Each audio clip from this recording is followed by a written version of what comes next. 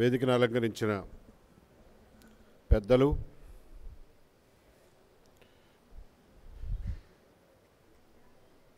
మా అందరికీ ఒక అనుభవశాలిగా, సీనియర్గా మేమందరం గౌరవించేటటువంటి కేవి చౌదరి గారు, అలాగే వేదిక మీద ఉన్న గౌరవనీయులు నన్నపనేని రాజ్ కుమార్ గారు, గద్దె అనురాధ గారు, స్వశక్తితో ఎంత ఎత్తుకు ఎదగలమో చేసి చూపించినటువంటి కేకేఆర్ గారు,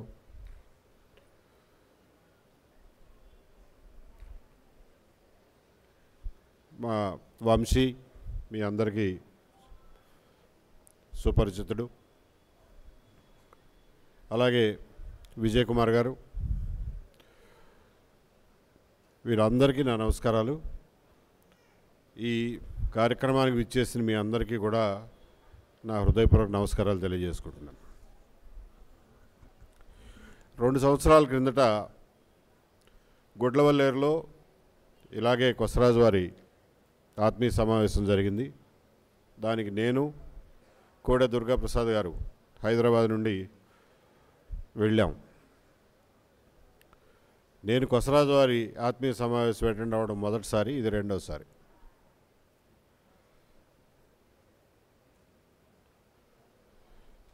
రెండు 2014 సంవత్సరంలో నాకు ఇంకా గుర్తు, నేను విజయవాడ కమిషనర్గా ఉన్నాను. ఇప్పుడు ఆ జ్యోతి మహల్ అని ఒక థియేటర్ ఉండేది విజయవాడలో, దాన్ని మార్చేసి కన్వెన్షన్ హాల్ పెట్టారు. అక్కడ కేవి చౌదరి గారికి పౌర సన్మానం నిర్వహించారు. ఆ రోజున గద్దె అనురాధ గారు కూడా గద్దె అనురాధ గారు ఉన్నారో లేరు గుర్తులేదు, కానీ పంచమర్తి అనురాధ గారు ఉన్నది గుర్తు. ఆ సందర్భంగా నేను మాట్లాడుతూ, మనం హీరోల కోసం ఇక్కడ వెతుక్కుంటాం, అదేం అక్కర్లేదు, మన పక్కనే ఉన్నారు కేవి చౌదరి గారు, నిజ జీవితంలో హీరో. ఈ ఐఏఎస్ ఐపీఎస్ ఆఫీసర్ల గురించి కొంచెం ఎక్కువ పేపర్లో వస్తుంటుంది కాబట్టి వాళ్ళ గురించి ప్రజలకు ఎక్కువ తెలుస్తుంది. కానీ ఇండియన్ రెవెన్యూ సర్వీస్లో, ఇన్కమ్ ట్యాక్స్ డిపార్ట్మెంట్లో ఉద్యోగం చేసిన నాళ్ళు ఒక సింహంలాగా మచ్చ లేకుండా director general of operations at all India లెవెల్లో చేసి, ఈయన్ని ఎవ్వరూ ఇన్ఫ్లుయెన్స్ చేయలేరు అనే పేరు తెచ్చుకున్నటువంటి కేవి చౌదరి గారిని అప్పట్లో కేంద్ర ప్రభుత్వం సముచితంగానే చీఫ్ విజిలెన్స్ కమిషనర్గా నియమించింది. అక్కడ కూడా వారు అంతే నిక్కచ్చిగా ఆ పదవిని నిర్వహించారు. కాబట్టి రోజువారీ పేపర్లలో మనకి కనపడనటువంటి నిజమైన హీరో కేవి చౌదరి గారు. వారితో పాటుగా ఈ సభలో పాల్గొనడం నాకు చాలా సంతోషంగా ఉంది. మిత్రులారా, ఏ గవర్నమెంట్ సర్వెంట్ కూడా, ఇది వినపడుతుందండి సరిగ్గా, మైక్ మార్చాలా, రెండో మైక్ కూడా వాడుతున్నా, ఓకే. గవర్నమెంట్ ఉద్యోగాలు చేసేవాళ్ళందరికీ తెలుసు, ఏ ప్రభుత్వ ఉద్యోగి కూడా ప్రభుత్వంతో కొట్లాడాలని అనుకోడు. ఏదైనా చిన్న చిన్న ఇబ్బందులు వచ్చినా కానీ ఎవరో ఒకరిని బతిమాలుకుని, లేకపోతే సమాధానం ఇచ్చుకుని, ఎక్స్ప్లెనేషన్ ఇచ్చుకుని దీని నుంచి బయటపడదామని అనుకుంటారే తప్ప గవర్నమెంట్తో పోట్లాడి పెట్టుకోవాలని ఎవరో అనుకోరు. అలాగే నేను కూడా నా 30 సంవత్సరాల సర్వీస్లో ఎప్పుడూ గవర్నమెంట్తో కొట్లాట పెట్టుకోవాలి. ఎన్నో ప్రభుత్వాలు వచ్చినాయి, పోయినాయి. ఎన్నో ప్రభుత్వాల్లో నాకు కొన్ని చేదు అనుభవాలు ఎదురైనప్పటికీ కూడా దులుపుకుని, సరే పోనీ ఈ ప్రభుత్వం పోయినాక మళ్ళీ ఇంకొక ప్రభుత్వం వస్తుంది, ఈ పోస్టింగ్ కాబట్టి ఇంకొక పోస్టింగ్ అన్నట్లు ఉన్నావే తప్ప ఏనాడు నేను గవర్నమెంట్తో గొడవ పెట్టుకోలే. నా 30 ఏళ్ల సర్వీస్లో కొంచెం సరైన ఉద్యోగాలు చేసింది మేబీ ఒక 10-15 ఏళ్ళు ఉంటుందేమో. మిగిలిన 10-15 ఏళ్ళు వైఎస్ రాజశేఖర రెడ్డి గారు వచ్చిన దగ్గర నుంచి వారు ఇంట్రడ్యూస్ చేసినటువంటి ఈ కమ్మ వ్యతిరేకత అనేది ఒక రాజ్య పాలసీగా, రాజ్య విధానంగా, స్టేట్ పాలసీగా వారు అమలు చేసిన దగ్గర నుంచి మాకు పోస్టింగ్లు రావడం మానేసినాయి. ఆ 10 సంవత్సరాలు ఏదో ఒక మారుమూల కాలం గడిపేసాం. ఆ విధంగా 30 సంవత్సరాల్లో 15 సంవత్సరాలు సరైన ఉద్యోగం చేసాం, 15 సంవత్సరాలు ఎక్కడో ఇన్సిగ్నిఫికెంట్ పోస్టుల్లో చేసేవాళ్ళం. ఆ ఇన్సిగ్నిఫికెంట్ పోస్టుల్లో కూడా మేము చేయగలిగింది చేసేవాళ్ళం. 2019కి వచ్చేసరికి పరిస్థితి పూర్తిగా మారిపోయింది.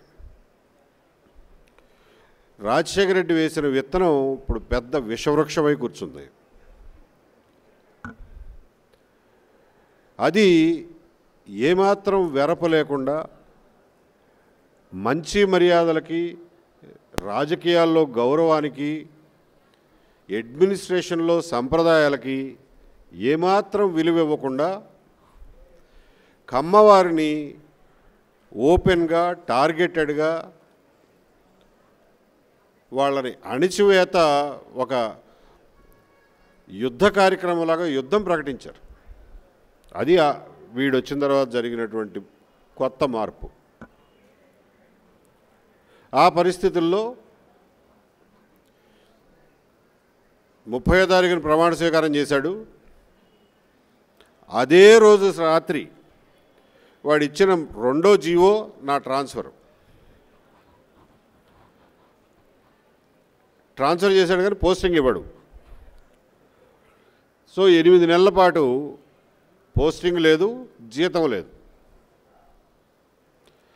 సరే, బ్యాంకులో ఎంతో కొంత సేవింగ్స్ ఉంటాయి కాబట్టి నడిచిపోయింది.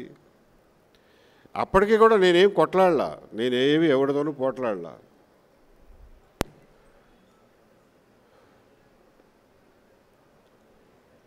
అజయ్ కల్లాం దగ్గరికి 2-3 సార్లు పోయి, ఏమంటే పోస్టింగ్ ఇవ్వకపోయారు, బాగానే ఉంది, మరి జీతం కూడా ఇవ్వకపోతే ఎట్లా బతుకుతామయ్యా, మేమేమి అంత ఆస్తులు ఉన్న వాళ్ళం ఏం కాదు, అదిగాక రోజువారీ ఖర్చులు జీతాలు వస్తే కానీ నడవు అని చెప్పంటే ఆయన కూడా ఒక కాగితం పెట్టండి చూద్దాం అన్నాడు. కాగితం పెడితే గవర్నమెంట్ ఫైల్ కదులుతుంది, ఏ కాగితం లేకపోతే ఎవడు చెప్పినా ఎవడు విండు, నోటి మాట ద్వారా చెప్తే అన్నాడు. ఆయన చెప్పాడు కదా అని చెప్పి జనవరి 6వ తారీఖున 2020 సంవత్సరం జనవరి 6వ తారీఖున బాబు నాకు పోస్టింగ్ ఇవ్వండి, ఇవ్వకపోతే కనీసం జీతం అన్న ఇవ్వండి అని చెప్పి ఒక లెటర్ పెట్టా, ఒక్క పారాగ్రాఫ్తో 4 వాక్యాల్లో. ఏమి స్పందన లేదు. సరేలే, కొత్త సంవత్సరం పండుగలో ఉన్నారో, తర్వాత సంక్రాంతి గొడవల్లో ఉన్నారో అని ఒక 20 రోజులు ఆగి మళ్ళా 28వ తారీఖున మళ్ళీ ఒక రిమైండర్ పెట్టా. అంతవరకే, నేనేమి కొట్లాడలా ఎవరితోనూ. వారం రోజులు తిరగకుండా సస్పెన్షన్ ఆర్డర్ చేతిలో పెట్టారు. అంటే ఏంటన్నమాట, వాళ్ళ ఉద్దేశం ఏంటంటే, నువ్వు జీతం అడిగే సాహసం చేస్తావా, కాగితం ఇన్ రైటింగ్ మమ్మల్ని కాగితం పెట్టి మాకు జీతం ఇమ్మని చెప్పి అడుగుతావా అనే అహంకార ధోరణిలో ఉన్న ప్రభుత్వం ఆ రోజున. మీకు సందర్భం చెప్తున్నాను, ఎందుకంటే నాకు కూడా ఒక రకంగా కొన్నిసార్లు ఆలోచిస్తే చిన్నతనంగా అనిపిస్తుంది. ప్రభుత్వోద్యోగులం, ప్రభుత్వం మీద ఇంతలా కొట్లాడడం ఏంట్రా బాబు, ఆ అవసరం ఎందుకు కలిగిందా అని చెప్పి కొన్నిసార్లు బాధ కలుగుతూ ఉంటుంది. సస్పెండ్ చేశాడు. సరే, సస్పెండ్ చేస్తే దాంట్లో ఏం కాగితం ఉందో అది ఒక అధికారిక ప్రాసెస్. సస్పెండ్ చేస్తే అరే బాబు నీ మీద ఈ అభియోగాలు ఉన్నాయి చెప్పాలి. ఏమీ చెప్పకుండా 2 ముక్కల్లో you are placed under suspension. నన్ను ఎందుకు సస్పెండ్ చేశారో తెలుసుకోవడానికి నేను కోర్టుకు పోవాల్సి వచ్చింది. కారణాలు చెప్పండి రా బాబు అని. ఇది ఒక పక్కన నలుగుతూ ఉండగా బయట రాజకీయ వాతావరణంలో చూసాం మనందరం. ఒక తుచ్చుడు, వాడు కుర్చీలో కూర్చునే కుర్చీ కాలి గోటికి కూడా సరిపోని తుచ్చుడు కరోనా కాదు ఇది కమ్మరోనా అంటాడు.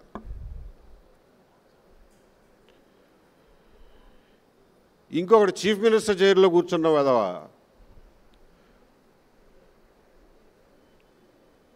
ఎలక్షన్ కమిషనర్కి కులాన్ని ఆపాదించి ఆయన నిర్ణయాన్ని కులానికి అంటగడతాడు. మళ్ళీ వాడే అదే నోటితో వ్యాక్సిన్ కనిపెడితే ఆ వ్యాక్సిన్కి కూడా కులాన్ని అంటగడతాడు. ఒక క్రికెటర్ని తీసుకొచ్చి నాకు సెలక్షన్ రావడానికి కమ్మోడు కారణం, వాడు సెలెక్టర్గా ఉండటం వల్ల నేను టెస్ట్ సిరీస్కి ఆడలేకపోయానని చెప్పి వాడితో చెప్పిస్తాడు, విచ్ ఈస్ కంప్లీట్లీ ఫాల్స్. అందులో ఏమన్నా నిజం ఉంటే అనుకోవచ్చు, విచ్ ఈస్ కంప్లీట్లీ ఫాల్స్. ఆ వాతావరణంలో మనం ఆ రోజున బ్రతికాం.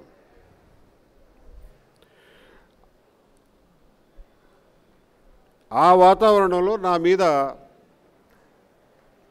ఒక లేనిపోయిన నింద వేయడమే కాకుండా నేను ఏ విలువల కోసమైతే కట్టుబడి 30 సంవత్సరాలు ఉద్యోగం చేశానో ఆ విలువలనే టార్గెట్ చేశాడు.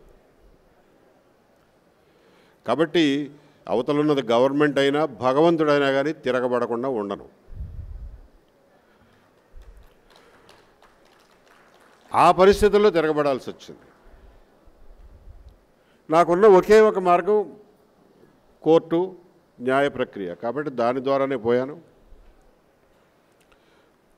మా లాయర్ల మంచితనం, వాళ్ళు పడిన కష్టం వల్ల నా వాదన చెప్పుకోవడానికి వీలు పడింది. న్యాయస్థానాలు ఎంతో కొంత పనిచేస్తున్నాయి కాబట్టి నేను ఒక న్యాయస్థానం తర్వాత ఒక న్యాయస్థానంలో గెలుచుకుంటూ పోయాను. వాళ్ళు అప్పీల్ చేసుకుంటూ పోయారు. రోజుకి 50 లక్షలు ఇచ్చి లాయర్లను పెట్టి గవర్నమెంట్ తరఫున వాదనలు చేసేంత ఖర్చు పెట్టారు. సరే, అదొక సుదీర్ఘ పోరాటం అనుకోండి.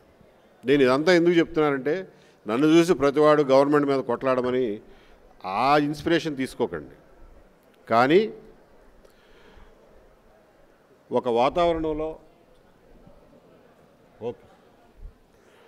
ఒక పర్టికులర్ వాతావరణంలో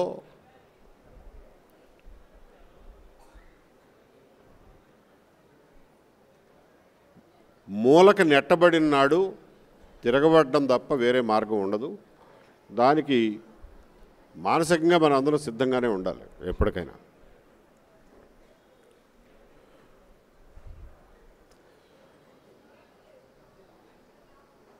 కమ్మ వాళ్ళని పేరు పెట్టి, కులం పేరు పెట్టి టార్గెట్ చేసి యుద్ధం ప్రకటించి అన్ని రంగాల్లోనూ, వ్యాపార రంగాల కాడి నుంచి ఉద్యోగ రంగాల దగ్గర నుంచి అన్ని రంగాల్లోనూ అణగదొక్కటానికి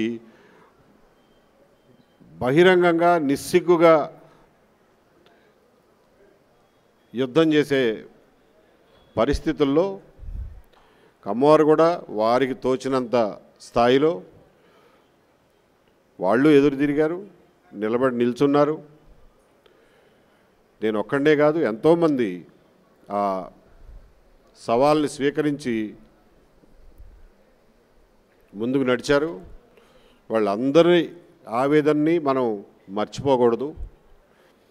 బయటపడకుండా లోపల పడినటువంటి ఆవేదనలు కూడా మనం మర్చిపోకూడదు. ఇంకొక విషయం చెప్పదలుచుకున్నది ఏంటంటే, నేను 30 ఏళ్లలో ఎప్పుడు పెద్ద అప్పట్లో జరిగేవి కూడా కాదు, అవకాశాలు లేవు, నన్ను ఎవరో పిలిచేవాళ్ళు కూడా కాదు. ఈ కమ్మవారి ఆత్మీయ సమావేశాలకు వెళ్ళడం నాకు ఎప్పుడూ అలవాట్లేదు, ఏనాడు వెళ్ళలా. కానీ గత 5 సంవత్సరాల్లో వాళ్ళు సృష్టించినటువంటి వాతావరణంలో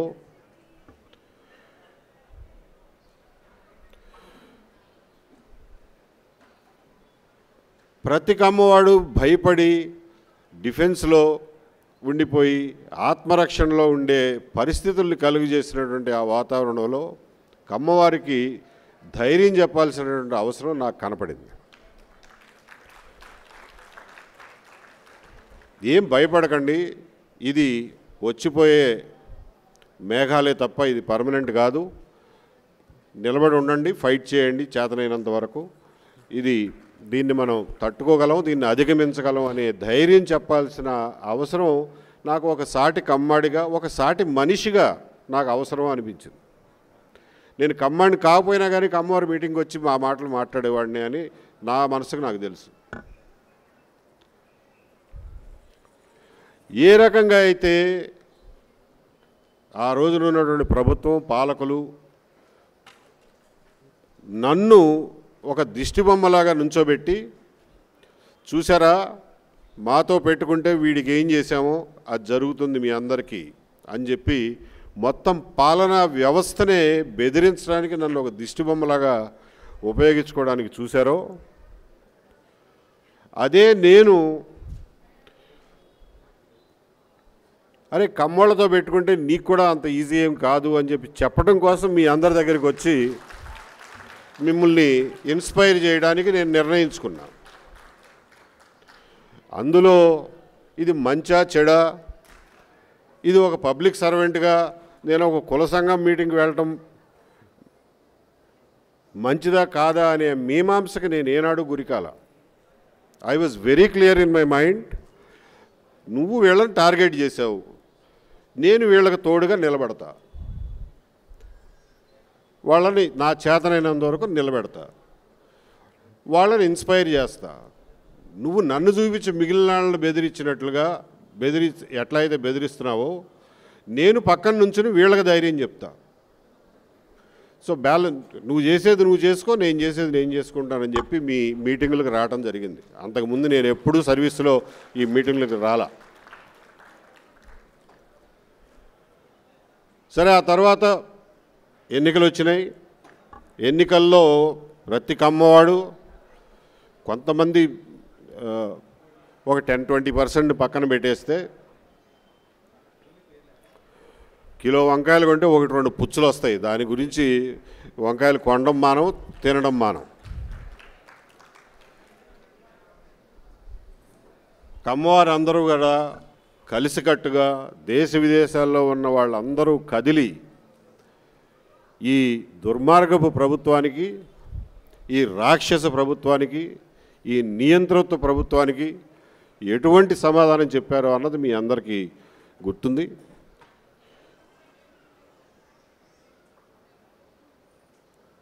ఇది అయిపోయిన తర్వాత మళ్ళా కార్తీక మాసం వచ్చింది, మళ్ళా సంక్రాంతి వచ్చింది. ఇలాంటి ఆత్మీయ సమావేశాలు, అమ్మవారి సమావేశాలు జరగడం, వాళ్ళు కూడా అంతకుముందు పిలిచిన చనువుతో పరిచయంతో నన్ను పిలవడం జరిగింది. ఈసారి కూడా ఒకళ్ళిద్దరు శ్రేయోభిలాషులు అన్నారు, ఏమండి మీరు మీ స్టేచర్కి ఇలా కుల సంఘాల మీటింగ్లకు వెళ్తే బాగుండదేమో ఆలోచించండి అని. నాకు మళ్ళీ పూర్తి క్లారిటీ ఉంది ఆ విషయంలో. నేను ఒకటే వాళ్ళు కష్టాల్లో ఉన్నప్పుడు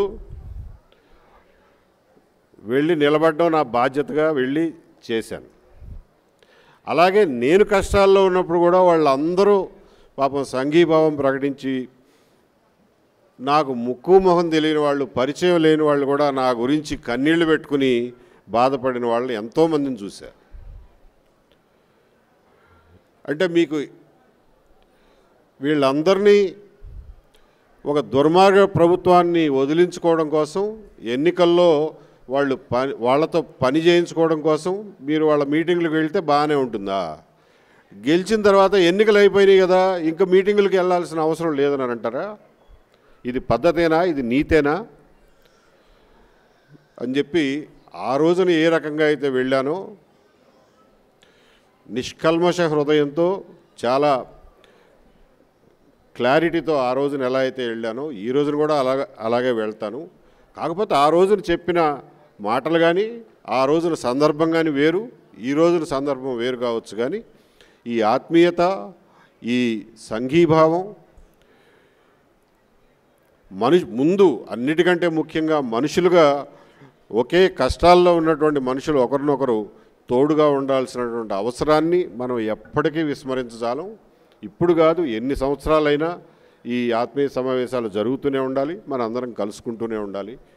ఎలక్షన్లకు ముందు ఒక రకంగా, ఎలక్షన్లకు తర్వాత ఒక రకంగా బిహేవ్ చేయటం నా వల్ల కాదు, అలా ఎప్పటికీ చేయను.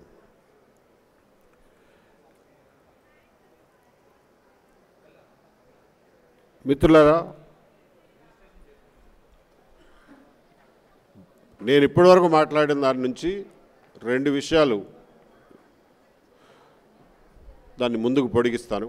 ఒకటి, ఇంత దుర్మార్గం, ఇంత రాక్షసత్వం, ఇంత కర్కసత్వం, ఇంత నియంతృత్వానికి మన అందరం గురి కావటం అనేది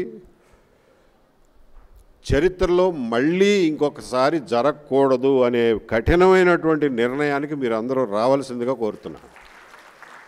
నెవర్ అగైన్ ఇటువంటి వాడిని మళ్ళా అటువంటి అధికారం పొందకుండా అహర్నిశలు కావాలంటే కష్టపడాల్సినటువంటి బాధ్యత మన అందరం తీసుకోవాలి. ప్రజలందరూ తీసుకునేలాగా కూడా మనం ప్రోత్సహించాలి. దీనికోసం మనం ఏం చేయాల్సి వచ్చినా కానీ ముందు జాగ్రత్త చర్యలు కానీ చేపట్టాలి అని చెప్పి మీ అందరికీ పిలిపిస్తున్నాను. అది ఒక విషయం అయితే, రెండో విషయం గుర్తుపెట్టుకోండి. 2004 నుండి కమ్మవారిని వైఎస్ రాజశేఖర రెడ్డి టార్గెట్ చేసిన నాటి నుంచి నేను చూస్తున్నాను, ఏనాడు కూడా రాజకీయాలు కమ్మవారిని కాపాడడానికి ముందుకు రావు. ఈ విషయాన్ని, ఈ వాస్తవాన్ని వాస్తవంగా గ్రహించండి.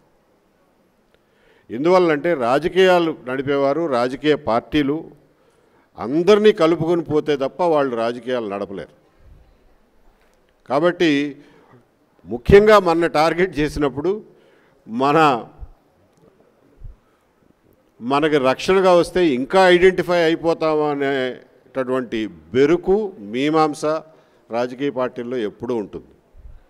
కాబట్టి మన పట్ల సానుభూతి ఉన్నప్పటికీ, మన పట్ల అభిమానం ఉన్నప్పటికీ, మనని ప్రత్యక్షంగా కాపాడడానికి ఏ రాజకీయ పార్టీ ముందుకు రాదు.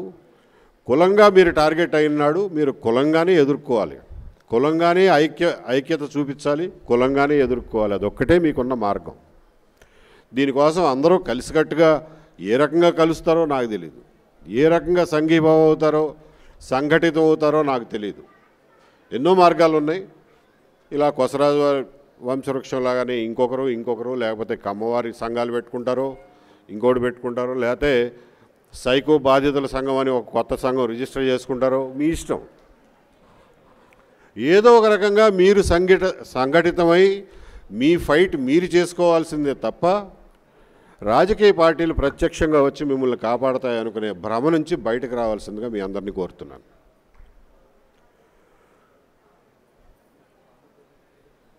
ఎక్కువ పొడిగించకుండా మీ అందరూ విఘ్నులు, ఒక మాట చెప్తే అర్థం చేసుకోగలరు కాబట్టి ఇంకొక 2 విషయాలు చెప్పి ముగిస్తాను.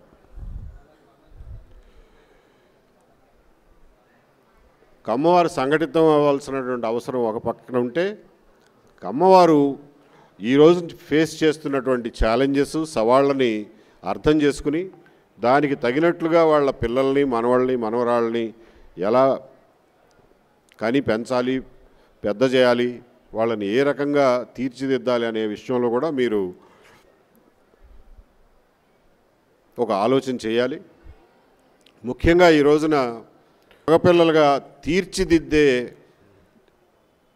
అవకాశం, సౌకర్యం ఆల్రెడీ ఉన్నాయి. దయచేసి మీరందరూ కేకేఆర్ గారు చెప్పినట్లుగా అటువంటి పిల్లల్ని, అటువంటి అవసరంలో ఉన్న పిల్లల్ని గుర్తించి ఈ సంస్థలకు అప్పచెప్పండి. వాళ్ళు టేక్ కేర్ చేస్తారు. కొసరాజు వారు కూడా ఎవరైనా దాతలుంటే ఇటువంటి స్కూళ్ళు, హాస్టల్స్ పెట్టిన ఇన్స్టిట్యూషన్స్కి మీరు ఇవ్వదలుచుకున్నటువంటి డబ్బులు ఇచ్చి వాటిని ప్రోత్సహించవలసిందిగా కోరుతున్నాను. అది ఆల్రెడీ ఒక దారిలో పడిపోయింది, దాన్ని ఇంకా ముందుకు తీసుకుపోదాం. ఆ రకంగా ఒక రకంగా కమ్మవారిలో పేద పిల్లలు చదువుకోవాలన్న ఆసక్తి లేకుండా ఎవడుకుంటుంది, కానీ ఆసక్తి ఉండి చదువుకునే అవకాశాలు లేకపోతే వాళ్ళు సంపాదించే సొమ్ములో సగం డబ్బు పిల్లల ఫీజులు కట్టడానికే కట్టి ఇబ్బంది పడుతున్నటువంటి తల్లిదండ్రులకి వాళ్ళ భారం తగ్గించడానికి, అలాగే వాళ్ళ పిల్లల్ని పైకి తీసుకురావడానికి మిగిలిన కమ్మవారు అందరూ ఆల్రెడీ చేస్తున్నటువంటి పనుల్ని ముందుకు తీసుకుపోదాం. దానికి మీరు కూడా చేతనైనంత సహాయం చేయండి. రెండవది, ఒక కొత్త విషయం మీకు ఈ రోజున చెప్పదలుచుకున్నది ఏంటంటే,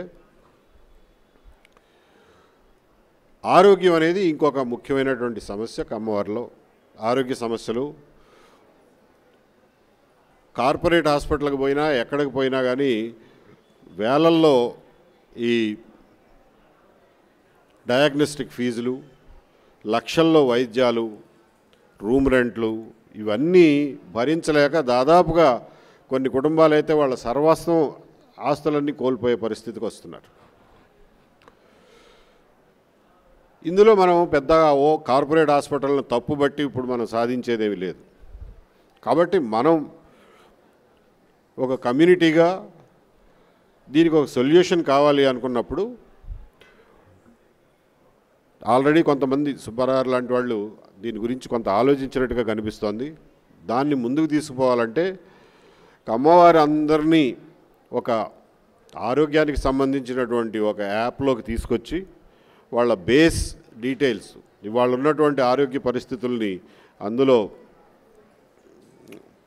నమోదు చేయించుకుని, అలాగే ప్రతి రంగంలోనూ లక్షల డబ్బులు వసూలు చేయకుండా నిజాయితీగా పనిచేసేటటువంటి డాక్టర్లని వీళ్ళకి ఇంట్రడ్యూస్ చేసే విధానం కూడా అందులోనే పొందుపరిచి ఈ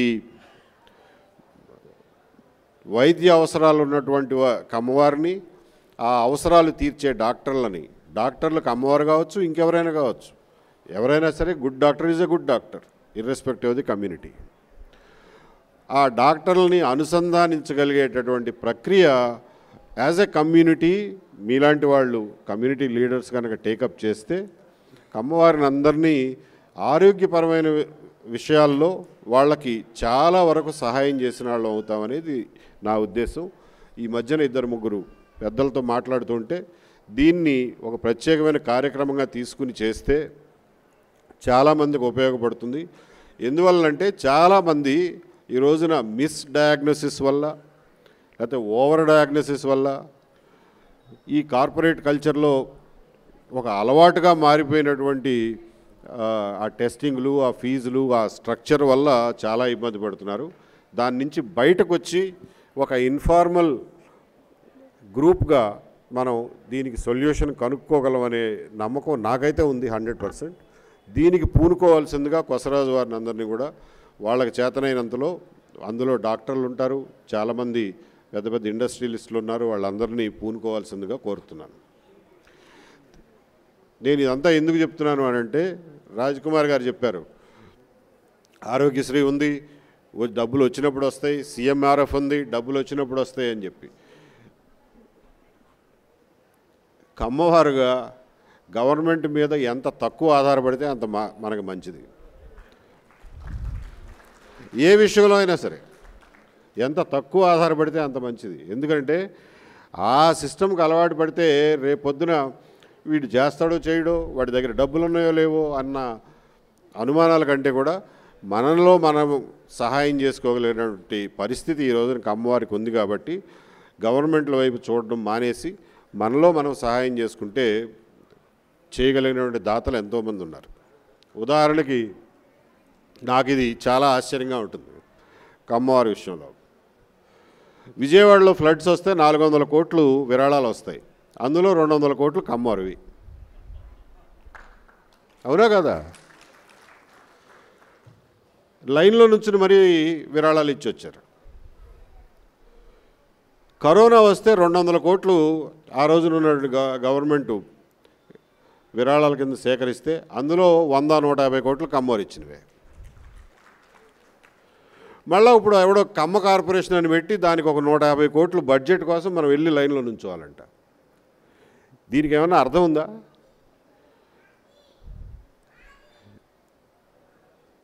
ఒక పక్క నుంచి కోట్లు ఇవ్వడం ఎందుకు, మళ్ళీ ఇంకో పక్కన చేయి జాజి అడుక్కోవడం ఎందుకు?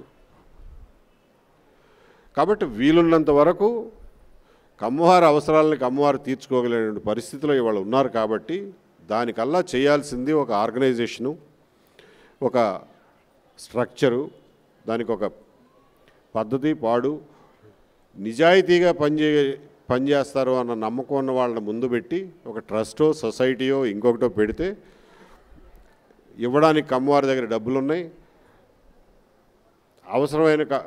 అవసరం లేకుండా చేయి చాచి అడిగే కమ్మవాళ్ళు చాలా తక్కువ మంది ఉంటారు. కాబట్టి ఈ డబ్బులు సద్వినియోగం అవుతాయి. కాబట్టి ఆ రకంగా ఆలోచన చేయమని సామాజికంగా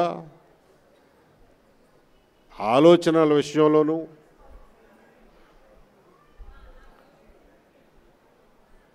ఆర్థికమైనటువంటి విషయాల్లోనూ ఒకరికొకరు సహాయం చేసుకోవడం అనేది ముందు వచ్చినాడే మనకి కమ్యూనిటీగా ఒక గుర్తింపు ఉంటుంది. అరే వీళ్ళు ఎవరి దగ్గరికి పోరురా, వాళ్ళలో వాళ్ళు సహాయం చేసుకుంటారు అనే గౌరవం కూడా ఈ కమ్యూనిటీకి మిగులుతుంది. అంతే తప్ప ఆ రాజకీయ నాయకుడు మాకేం చేయలేదు, ఈ రాజకీయ నాయకుడు మాకేం చేయలేదు అనే పరిస్థితి నుంచి బయటపడదామని చెప్పి మీ అందరికీ తెలియజేసుకుంటూ, లాస్ట్లో నాకు వంశీ అన్నాడు, ఇక్కడ ఎవరో కుర్రాళ్ళు కనపట్లేదు, అందరూ ముసలాళ్ళే ఉన్నారని. దీనికి కూడా ఒకే ఒక మార్గం ఏంటంటే, గ్రామాలని సుసంపన్నం చేయాలంటే, గ్రామాల్లో జనాభా పెంచాలంటే, గ్రామాల్లో ప్రజలందరికీ పనులు కావాలంటే, గ్రామాల్లో 4 రూపాయలు కనిపించాలి అని అంటే విజయ్ కుమార్ గారు లాంటి వాళ్ళు పరిశ్రమలను గ్రామాల్లోకి తీసుకురావాలి. చిన్న చిన్న పరిశ్రమలైనా సరే గ్రామాల్లోకి తీసుకొచ్చి అక్కడ ఉపాధి అవకాశాలు పెంపొందించడం ద్వారా కమ్మవారి పిల్లలకే కాకుండా గ్రామాల్లో ఉండే అన్ని కులాల వాళ్ళ పిల్లలకి ఉద్యోగాలు వస్తాయి. గ్రామాలు మళ్ళీ కళకళలాడుతూ ఉండడానికి అదొక్కటే మార్గం.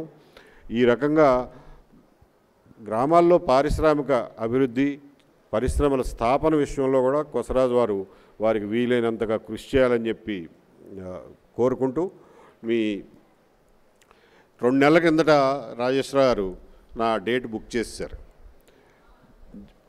డిసెంబర్ మొదట్లో ఎప్పుడో చెప్పారు, మా కొసరాజు వాళ్ళ మీటింగ్ ఉందండి అని. ఎప్పుడండి అంటే డిసెంబర్ 19 నా పరిస్థితి ఎలా ఉంటుందో నాకు ఎట్లా తెలుస్తుందండి, ఇప్పటి నుంచి అడిగితే ఎట్లా అంటే, లేదు మీరు చెప్తేనే మేము మళ్ళీ మిగిలిన కార్యక్రమం మొదలెడతా ఉన్నారు. సో ఆ రకంగా ఒప్పుకొని డిసెంబర్ 19 ఉంటాను అని చెప్పి, అదే జనవరి 19 ఉంటాను అని చెప్పి ఆ రోజున మాటిచ్చాను. కాబట్టి మొన్న అత్యవసరంగా హైదరాబాద్ వెళ్ళాల్సి వచ్చినా మళ్ళీ నిన్న మధ్యాహ్నం నుంచి బయలుదేరి రాత్రి 11:30కి చేరాను. మళ్ళీ ఇవాళ రేపు మళ్ళీ వెనక్కి హైదరాబాద్ వెళ్ళాలి. But I'm extremely happy to be meeting all of you and addressing you.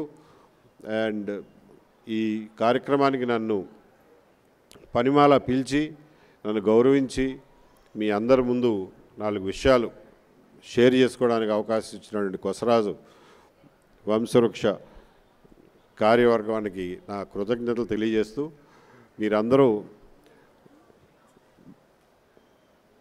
ఓపికగా నా మాటలు విన్నందుకు మీ అందరికీ కృతజ్ఞతలు తెలియజేస్తూ సెలవు తీసుకుంటున్నాను. జై హింద్.